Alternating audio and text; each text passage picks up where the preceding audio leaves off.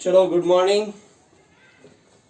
Thermodynamics topic हमारा शुरू है। उस थर्मोडायनेमिक्स के टॉपिक में जो लास्ट लेक्चर था, उस लास्ट लेक्चर में ऑलरेडी हमने पीवी टाइप ऑफ वर्क क्या होता है और जो आइसोथर्मल रिवर्सेबल इरिवर्सेबल प्रोसेस होती है उसमें का जो एक्सप्रेशन है पीवी टाइप ऑफ वर्क के लिए, वो ऑलरेडी हमने वहां पे डिराइव किया था। तो सबसे पहले पीवी टाइप ऑफ वर्क यानी कि pressure volume type of work क्या होता है। जब हम आइडियल गैस को या गैस को अगर हम उसका एक्सपांशन कर दे या कॉम्प्रेशन कर दे against the constant external pressure, तो उसके कारण जो वर्क वहां पे परफॉर्म होता है उसको हम क्या कहते हैं, पीवी टाइप ऑफ वर्क या mechanical work. So the amount of work is done due to the expansion और compression of gas against constant external pressure, that is called as a PV type of work. तो कल हमने एक diagram वहां पे draw की थी जिसमें हमने एक सिलेंडर कंसीडर किया था और उस सिलेंडर में वहां पे हमने फिलअप किया था आइडियल गैस।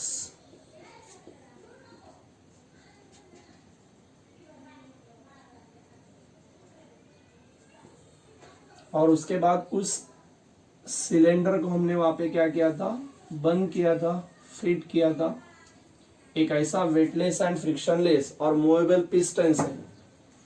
सपोज जहां तक हमने इनिशियली वहां पे जो गैस फिलअप किया है उसका इनिशियल वैल्यूम वहां पे V1 था, जो एक्सटर्नल प्रेशर है PEX वो हमने कंसिडर किया था। जब गैस का एक्सपांशन होता है तो गैस का एक्सपांशन होते समय ये जो गैस है वो गैस क्या करता है, पिस्टन को ऊपर वहां पे ढकलता है। इसके कारण सपोज जो पिस्टन है वो इनिशियल स्टेट से सपोज यहाँ पे आएगा तो ये बन जाता है V2 यानी कि फाइनल वैल्यू। तो यहाँ से लेके ये जो डिस्टेंस उसने कवर कर ली थी वो हमने सपोज स्मॉल d से रिप्रेजेंट किया था। इस साइड में उसी प्रकार के एक थोड़ी सी डायग्राम आपको मैं बताना चाहूंगा। अभी हमें सिर्फ क्या करना है, जो आइडियल गैस हम अभी यहाँ पे फिलअप कर रहे हैं वो यहाँ तक हम फिलअप करेंगे। यहाँ पे पिस्टन है वेटलेस फ्रिक्शनलेस, उसी तरह भी इसका जो इनिशियल वैल्यूम रहेगा वो रहेगा V1। और इनिशियल वैल्यूम V1 रहने के बाद सपोज अभी ये जो पिस्टन है ये पिस्टन नीचे के डायरेक्शन में आएगा इसमें, तो ये नीचे आएगा, ये होगा वहां पे V2 against constant external pressure. तो यहां पे सिर्फ ये V1 था, पिस्टन अपवर्ड डायरेक्शन में चला गया है यानी कि गैस का एक्सपांशन हुआ है। गैस का एक्सपांशन होने के कारण वहां पे वॉल्यूम इंक्रीज हुआ है। V1 वहां पे अभी छोटा है तो V2 उसके कंपेयर में अभी बड़ा है, लार्ज है। एज कंपेयर अगर हम यहाँ पे देखेंगे तो ये V1 रहेगा, इनिशियल वॉल्यूम बड़ा है। उसके बाद अगर हम देखते हैं तो पिस्टन डाउनवर्ड डायरेक्शन में आए, जो वॉल्यूम है वो अभी डिक्रीज हुआ है, कम हुआ है, दैट मीन्स गैस का वहां पे कॉम्प्रेशन हुआ है और जो फाइनल वॉल्यूम मिला है वो रहेगा V2। तो यहाँ पे अगर हम देखते हैं तो वॉल्यूम पहले से कम हुआ है, इसका मतलब वहां पे अगर हम देखते हैं तो गैस का कॉम्प्रेशन होता है। यहाँ पे गैस का इस डायग्राम में अगर हम देखेंगे तो गैस का एक्सपांशन है और यहाँ पे गैस का कॉम्प्रेशन है। एक तो क्या होगा यहाँ पे एक्सपांशन या तो फिर क्या होगा कॉम्प्रेशन, एक्सपांशन या तो फिर कॉम्प्रेशन ऑफ गैस। किसके अगेंस्ट में हो रहा है, सराउंडिंग प्रेशर एक्सटर्नल प्रेशर जो हमेशा कांस्टेंट होता है, कांस्टेंट एक्सटर्नल प्रेशर के अगेंस्ट में होता है। और आपको पता है जब कोई भी थिंग्स वहां पे अगर एक डिस्टेंस से दूसरी डिस्टेंस में जाती है उसका डिस्प्लेसमेंट होता है तो वहां पे वर्क डन कैरी आउट होता है। तो यहाँ पे भी वर्क डन कैरी आउट हो रहा है क्योंकि पिस्टन एक तो अपवर्ड या डाउनवर्ड डायरेक्शन में आ रहा है, वॉल्यूम वहां पे बढ़ रहा है या तो कम हो रहा है, इसके कारण वहां पे कुछ तो अमाउंट ऑफ वर्क डन वहां पे होता है। उस प्रकार के वर्क डन को ऑलरेडी हमने कहा है PV type of work. So the amount of work is done due to the expansion और compression of ideal gas against constant external pressure, that is called as the PV type of work. कल हमने expression जो बताया था उसका explanation already हमने provide किया है। फाइनल जो इक्वेशन हमें मिला था वर्क डन के लिए, work done W equal to minus pressure, expansion में अगर हम रिप्रेजेंट करते तो यहाँ पे माइनस साइन आएगा, एक्सटर्नल प्रेशर PEX और यहाँ पे था delta V, that means change in volume. यहाँ पे अब डेल्टा वी, एक्चुअल डेल्टा जो है चेंज हम कैसे फाइंड आउट कर दे, यहाँ पे रहेगा V2 और ये V1, तो final minus initial V2 minus V1, तो ऐसे हम फाइंड आउट करते हैं। तो यहाँ तक का आर्टिकल ऑलरेडी हमने कल के लेक्चर में बताया था। अभी उसके आगे थोड़ा सा उसमें का एक छोटा सा पार्ट बाकी था अपना।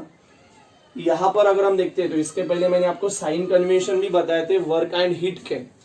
तो हीट में हमने बताया था अगर प्लस क्यू है तो मतलब होता है कि सिस्टम क्या करती है, सराउंडिंग में से कुछ अमाउंट ऑफ हीट एब्सॉर्ब करती है, तो वो हीट हम प्लस क्यू से रिप्रेजेंट करते हैं। अगर सिस्टम कुछ अमाउंट ऑफ हीट उसमें से सराउंडिंग में इवॉल्व करती है, रिलीज करती है, तो वहां की जो हीट होती है माइनस क्यू से रिप्रेजेंट करते हैं। और उसी के साथ हमने वर्क का जो साइन कन्वेंशन था वो बताया था। माइनस डब्ल्यू का जो माइनस डब्ल्यू है, माइनस डब्ल्यू के बारे में हमने बताया था work is done by system on surrounding, और प्लस डब्ल्यू का मीनिंग हमने बताया था work is done by surrounding on system. तो एग्जैक्टली क्या है ये हम ये डायग्राम से बता सकते हैं। सबसे पहले अगर हम देखेंगे ड्यूरिंग एक्सपांशन, जब एक्सपांशन हो रहा है,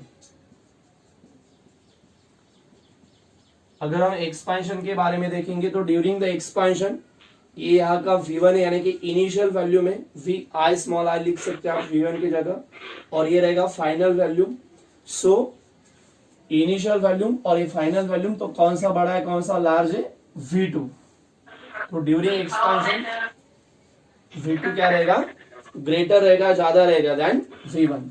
देन यानी कि हम क्या करते हैं, जब डेल्टा V हमें फाइंड आउट करना है यानी कि change in volume find out करना है हमें, देन डेल्टा V जो आएगा, डेल्टा V मतलब चेंज इन वॉल्यूम, तो हम कोई भी जो चेंज फाइंड आउट करते हो फाइनल माइनस इनिशियल करते हैं। फाइनल V2 बड़ा है, उसमें से अगर हम छोटी वैल्यू सब्सट्रैक्ट करेंगे तो डेल्टा V वहां पे कैसा आएगा, प्लस आएगा, पॉजिटिव आएगा।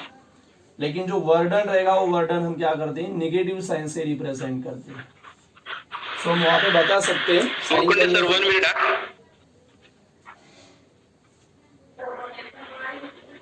मुरकुंडे सर। हाँ यस सर।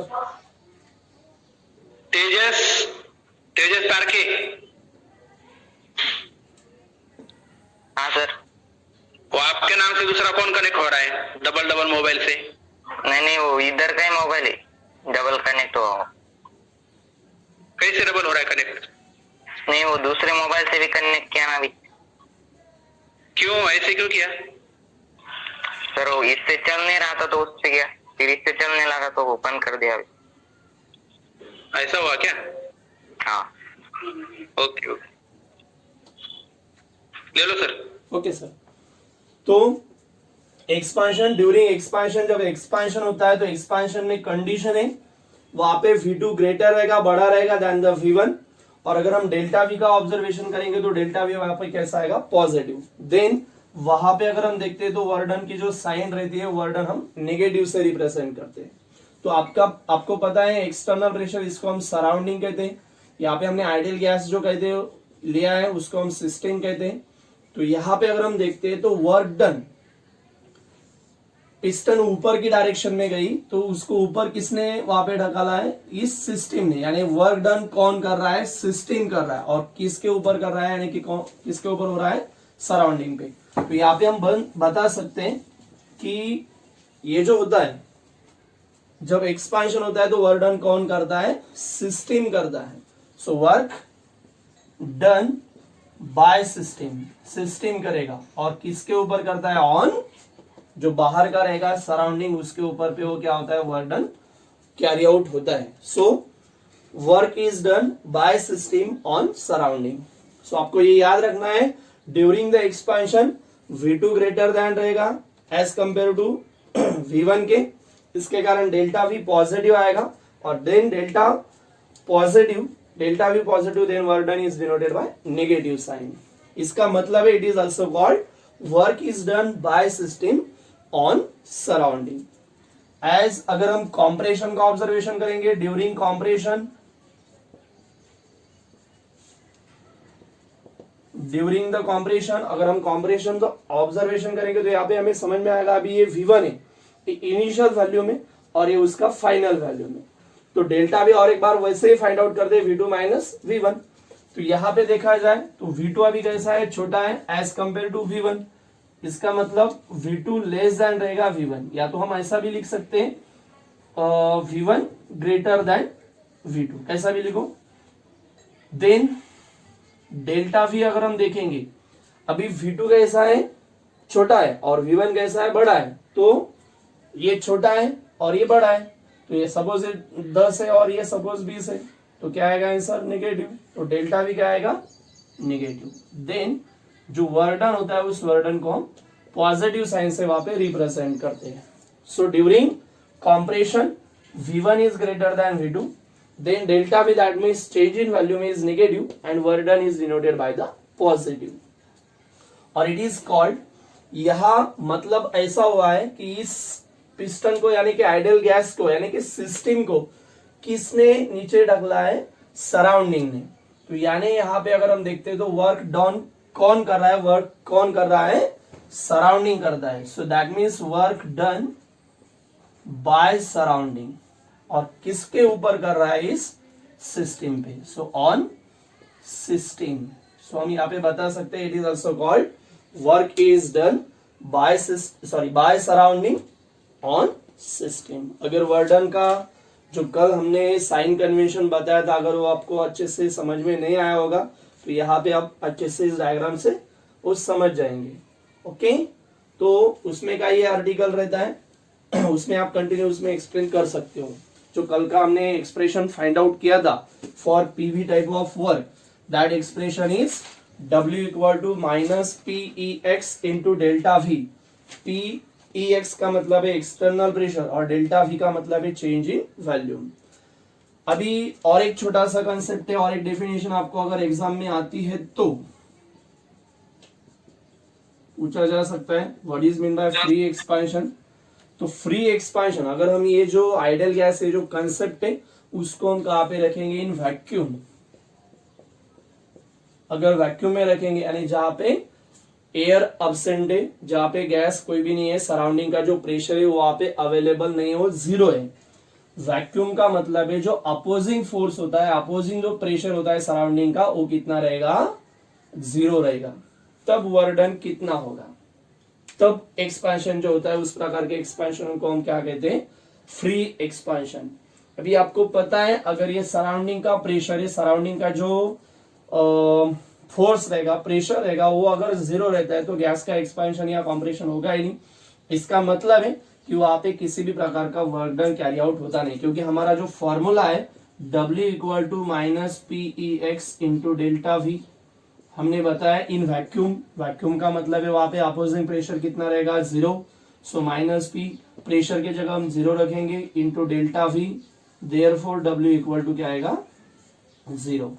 सो जब हम ये एक्सपांशन देखते हैं इन वैक्यूम तो वर्डन इक्वल टू जीरो आता है, और उस प्रकार के एक्सपांशन को हम क्या कहते हैं, फ्री एक्सपांशन। अगर आती है डेफिनेशन 1 मार्क्स के लिए उसमें इंक्लूड, तो ये आपको याद रखना है, ऑब्जेक्टिव के फॉर्म में भी इस पे क्वेश्चन आ सकता है। So the expansion of gas in a vacuum, then opposing force or opposing pressure is zero, then Verdun is obtained zero. That type of expansion is called as a free expansion. Okay, उसका explanation already मैंने अभी यहाँ पे बताया है। तो ये article अपना पीवी टाइप ऑफ वर्क, कल का आर्टिकल कंटिन्यू के फॉर्म में हमने लिया है, यहाँ पे अभी कंप्लीट हो रहा है। उसके आगे नया आर्टिकल हम देखेंगे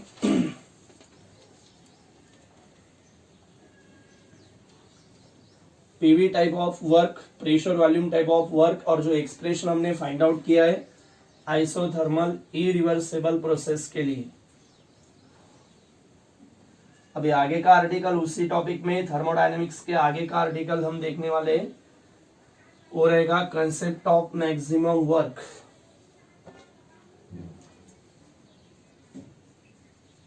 कंसेप्ट ऑफ मैक्सिमम वर्क। अभी कंसेप्ट ऑफ मैक्सिमम वर्क देखने से पहले जनरली जो वर्क होता है वो वर्क अगर प्रोसेस वहां पे आइसोथर्मल रिवर्सेबल के फॉर्म में होती है, अगर प्रोसेस आइसोथर्मल रिवर्सेबल के फॉर्म में होती है तो वहां पे जो मिलने वाला वर्क होता है वो मैक्सिमम रहेगा, और अगर जिस किसी प्रोसेस में जो वर्क होता है वो सबसे हाईएस्ट मिलेगा, सबसे ज्यादा मिलेगा, तो उस प्रकार के जो वर्क है उस वर्क को हम क्या कहते हैं, मैक्सिमम वर्क।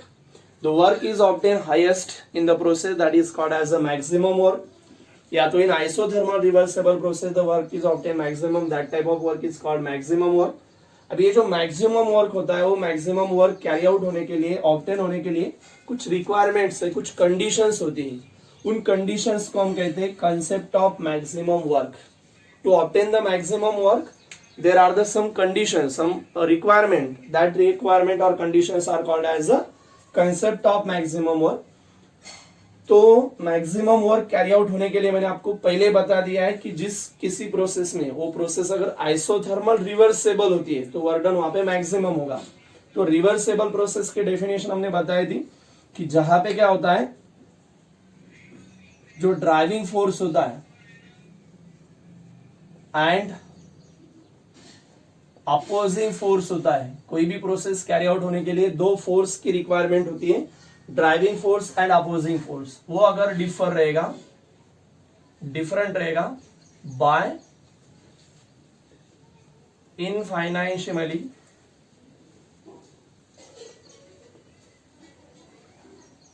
स्मॉल वैल्यू से, तो अगर ऐसी कंडीशन उस प्रोसेस में है तब हमें क्या मिलेगा, maximum work. Some conditions which are required to obtain the maximum work that is called as the concept of maximum work. So उस कंडीशन में से कुछ कंडीशन मैं यहाँ पे बता रहा हूं, उसमें से अगर हम देखते हैं तो उस कंडीशन में से पहली कंडीशन ऑलरेडी हमने बताई है कि जिस किसी प्रोसेस में driving force and opposing force वहां पे डिफर रहेंगे, यानी कि वो डिफरेंट रहते हैं, लेकिन कैसे डिफरेंस होना चाहिए उसमें, इनफाइनाइशियमली स्मॉल, यानी कि बहुत छोटा वहां पे अगर उसमें डिफरेंस होता है तो उस प्रोसेस में मिलने वाला वर्क डन मैक्सिमम फॉर्म में रहेगा।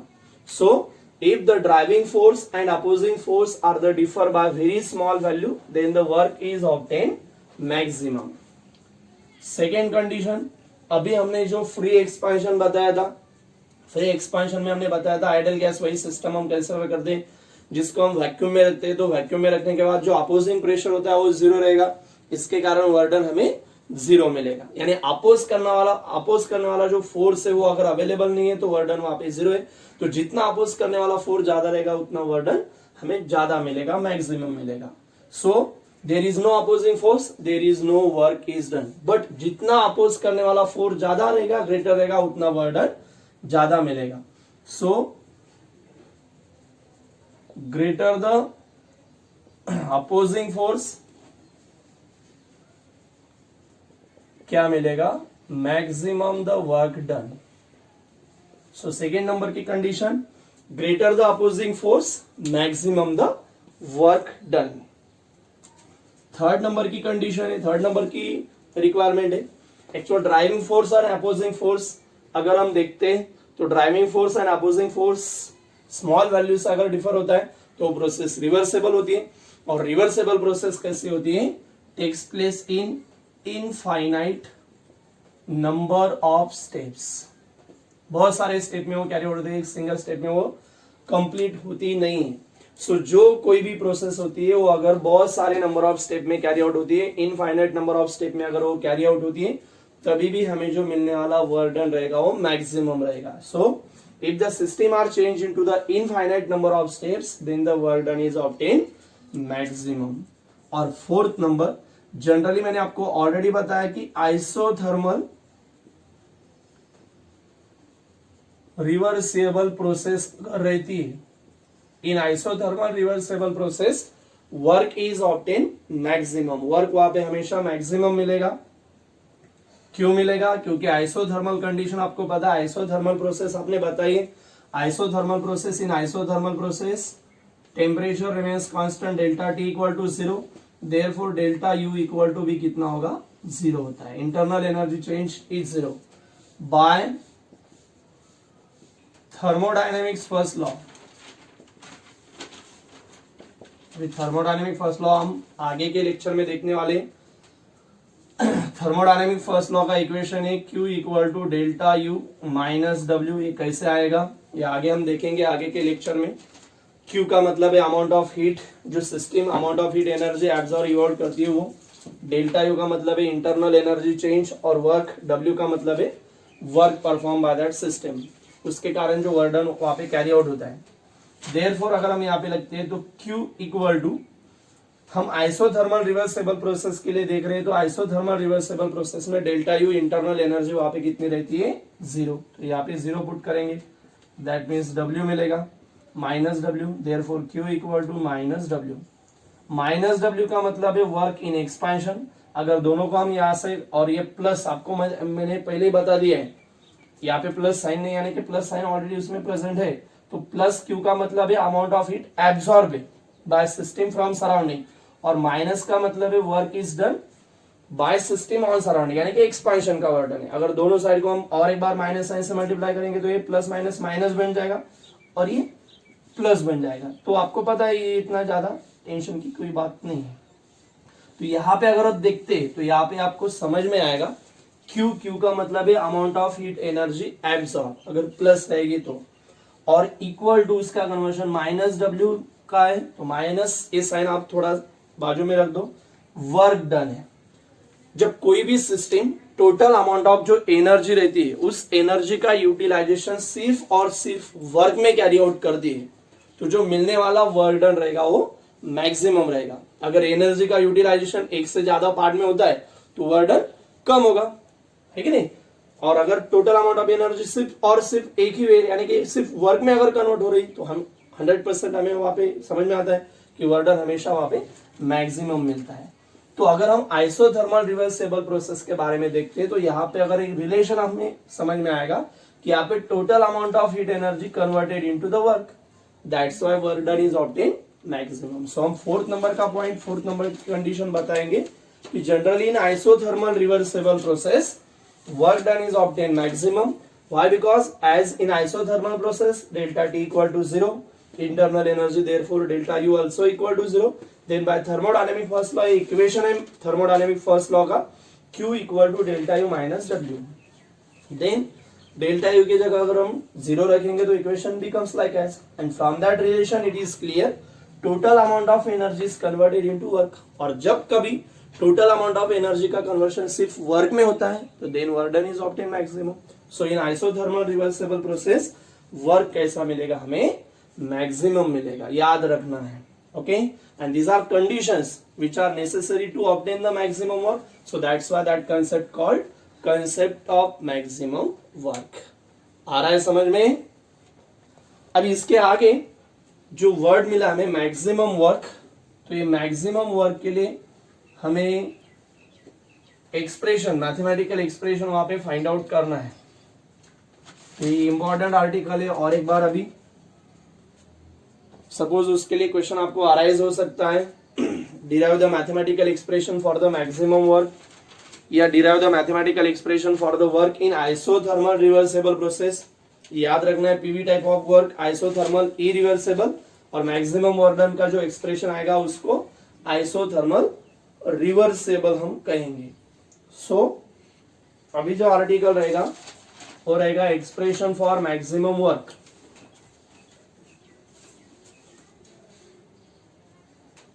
Mathematical expression for maximum work, नया आर्टिकल उसमें। इसके लिए और एक बार अभी कल जैसे ही हम एक सिलेंडर कंसीडर करने वाले। इस सिलेंडर में और एक बार यहां तक हमने सपोज एक पिस्टन है, यहां पे हमने आइडियल गैस के कुछ मोल्स लिए, like as n moles।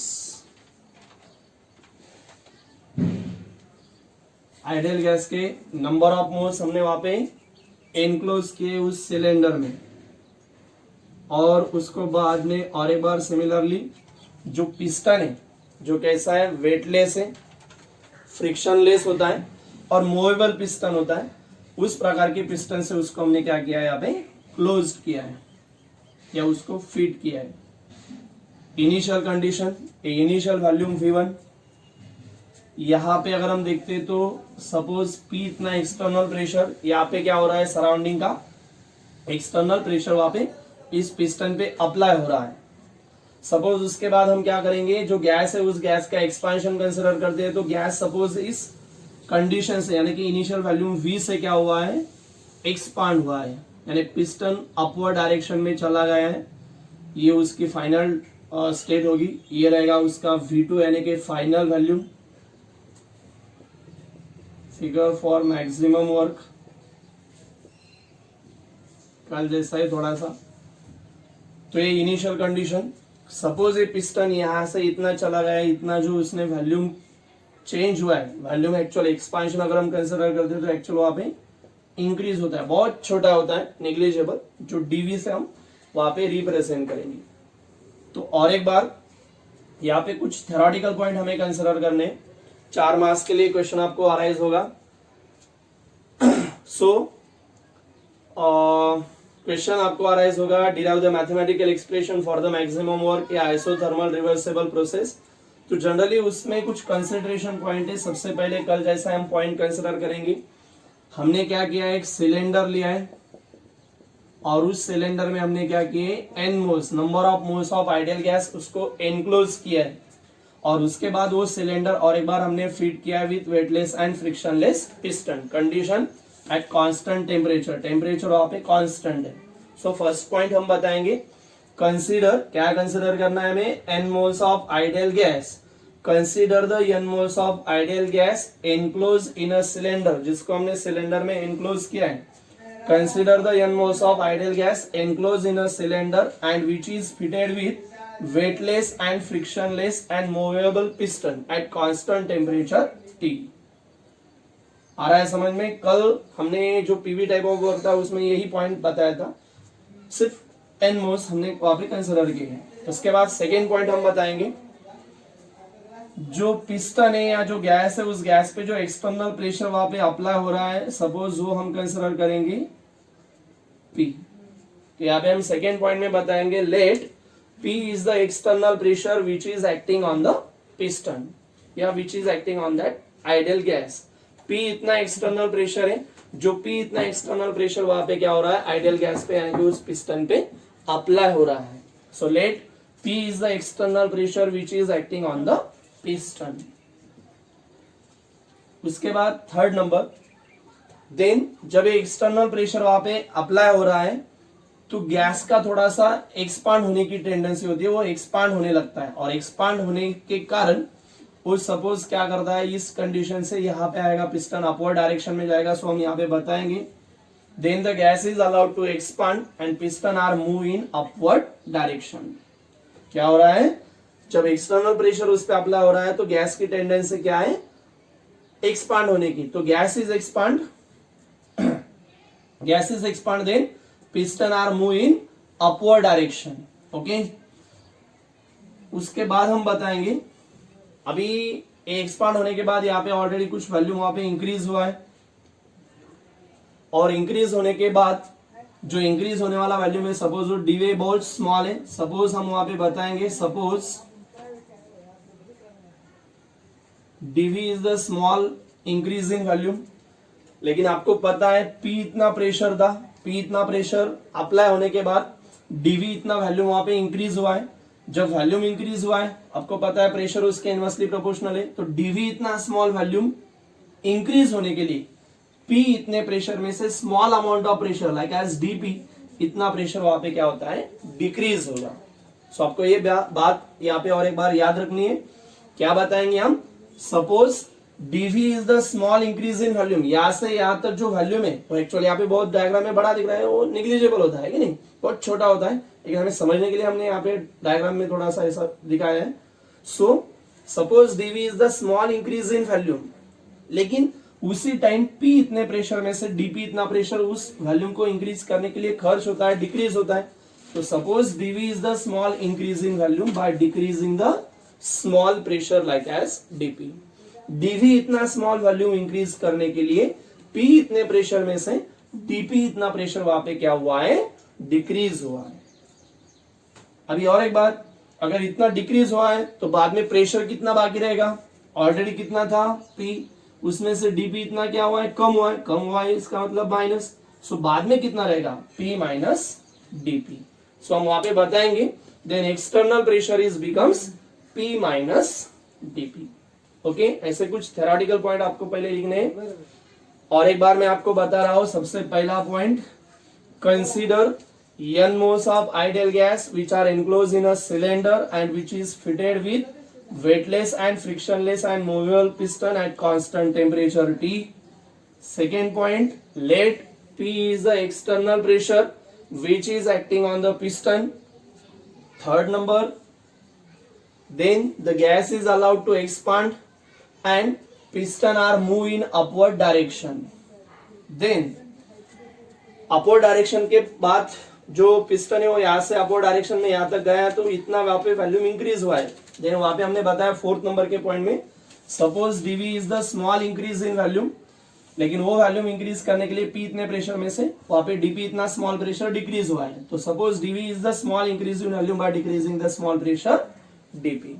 और बाद में हम बताएंगे देन इतना प्रेशर डिक्रीज होने के बाद जो एक्सटर्नल प्रेशर है वो कितना बाकी रहेगा, P माइनस dP। सो वहां पे हम बताएंगे then external pressure is becomes P minus dP।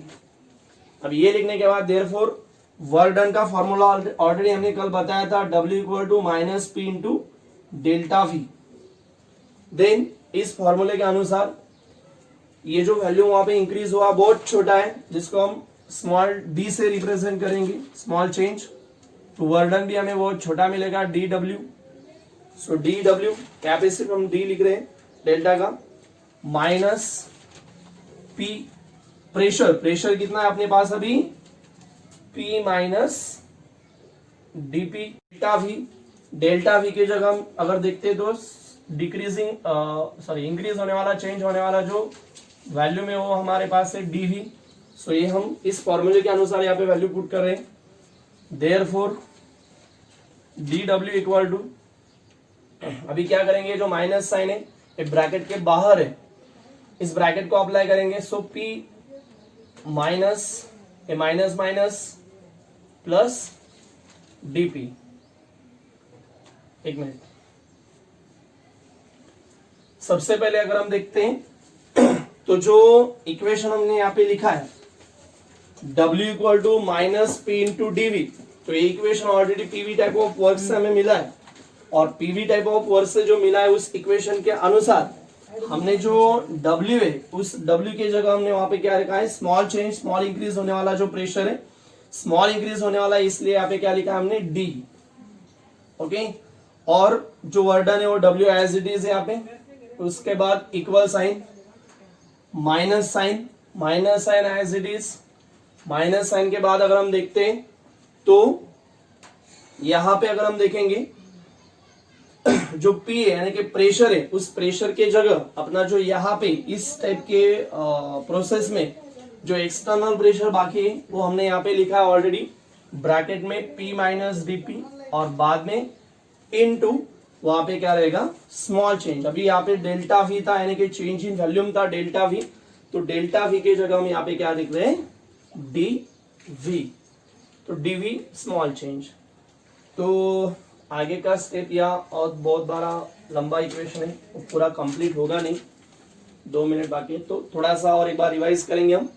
और एक बार मैं आपको बता रहा हूँ, सबसे पहले मैक्सिमम वर्क डन के एक्सप्रेशन के लिए अगर हम देखते हैं यहाँ से लेके इसको, बाद में हमें थोड़ा सा एक्सप्लेन करना है, और एक्सप्लेन करके वहां पे फाइनल इक्वेशन जो रहेगा W मैक्स यानी कि maximum work done equal to 2.303 nRT log of base 10 V2 by V1, ये एक्सप्रेशन ऑलरेडी फाइंड आउट करना है, तो उसमें बहुत सारे नंबर ऑफ स्टेप है, तो आगे डिटेल में देखने वाले हैं। अभी ये आधा ही कंप्लीट हुआ है अपना, तो और एक बार इतना आपको पूरा परफेक्ट करके रखना है, क्योंकि आगे का इक्वेशन हम बाद में देखने वाले हैं।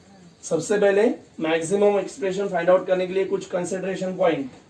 First, consider the n moles of ideal gas enclosed in a cylinder and which is fitted with weightless and frictionless piston constant temperature पे। Let P is external pressure which is acting on the piston। Third number, then gas is allowed to expand and the piston are move in upward direction. Then suppose dV is the increase or small increase in volume by decreasing the small pressure dP, therefore the external pressure is becomes P minus dP. उसके बाद आपको ये diagram draw करना है. उसके नीचे अगर हम डायग्राम ड्रॉ करेंगे, therefore the amount of burden is given by, उस इक्वेशन से वर्डन की इक्वेशन से जो इक्वेशन हमें मिलेगा यहाँ पे dW equal to minus P bracket में माइनस ब्रैकेट में P minus dP into dV. और इस इक्वेशन को बाद में हमें एक्सपांड करना है और एक्सपांड करके इंटीग्रेट करके जो फाइनल इक्वेशन हमें मिलेगा दैट इक्वेशन ये इस तरह से आएगा. वो कैसा आएगा बाद में हम देखेंगे. तो इस प्रकार के इक्वेशन को हम मैक्सिमम वर्क इक्वेशन कहते हैं. और मैक्सिमम वर्क का ये मैथमेटिकल एक्सप्रेशन रहेगा जिसमें ऑलरेडी एन का मतलब नंबर ऑफ मोल्स रहेगा जो हम यहाँ पे यूज करते हैं. आर गैस कांस्टेंट है, टी टेम्परेचर है, V1 V2.